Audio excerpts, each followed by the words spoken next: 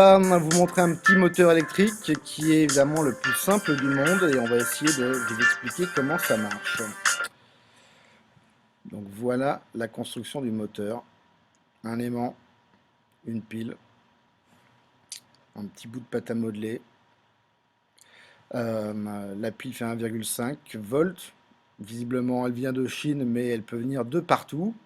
Un fil conducteur qu'on a pris ici en cuivre, mais si vous prenez l'aluminium, ça marche aussi. Et le petit bout de pâte à modeler, c'est tout simplement pour stabiliser le fil. Et voilà, ça tourne très très vite. Alors on va essayer d'expliquer ce qui se passe. Ce qu'il faut savoir, c'est quand on va placer un fil conducteur dans un champ magnétique et que ce fil est parcouru par un courant électrique, il est à ce moment-là soumis à une force mécanique qu'on va appeler la force de Laplace, dont je vais donner l'expression maintenant.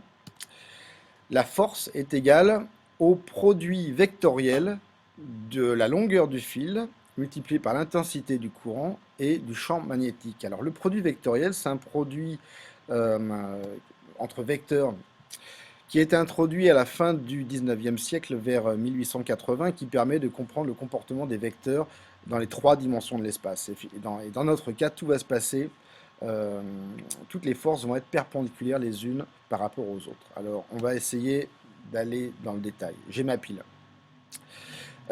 et qui est placée sur un aimant. Cet aimant va générer un champ magnétique dont j'ai tracé les lignes, et on va avoir ici nos deux champs magnétiques B qui sont présentés sur le schéma.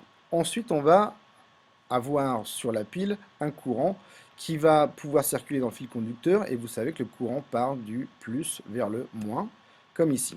Et on s'aperçoit qu'on a le sens de passage du courant qui est perpendiculaire au champ magnétique.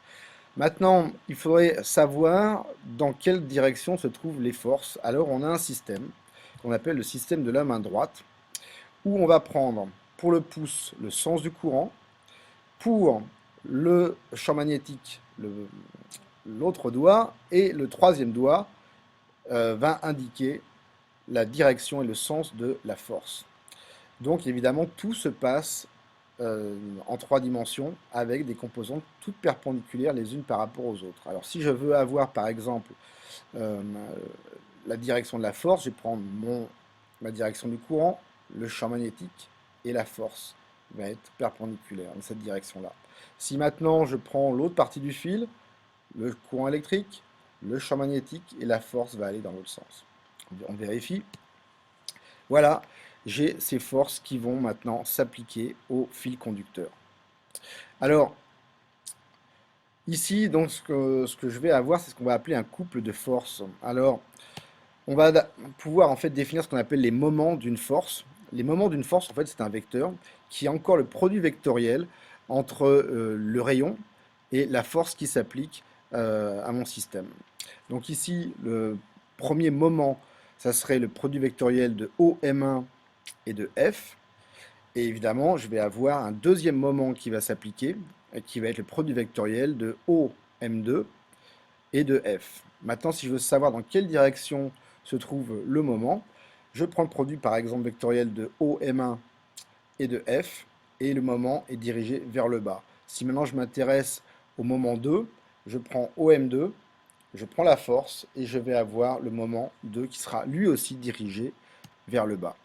Maintenant, quand on a des moments, on va avoir à ce moment-là donc un couple de forces qui va être tout simplement l'addition de ces deux moments. Et une fois que j'ai un couple de forces, je peux en déduire le sens de rotation. Si mon moment total est dirigé vers le bas, je n'ai plus qu'à regarder le sens de rotation de la main, et je vais avoir cette rotation. Maintenant, voilà l'effet qu'on va obtenir, vu de haut, mon fil qui se met à bouger. Et voilà ce qui permet la rotation de ce fil de cuivre sur la pile.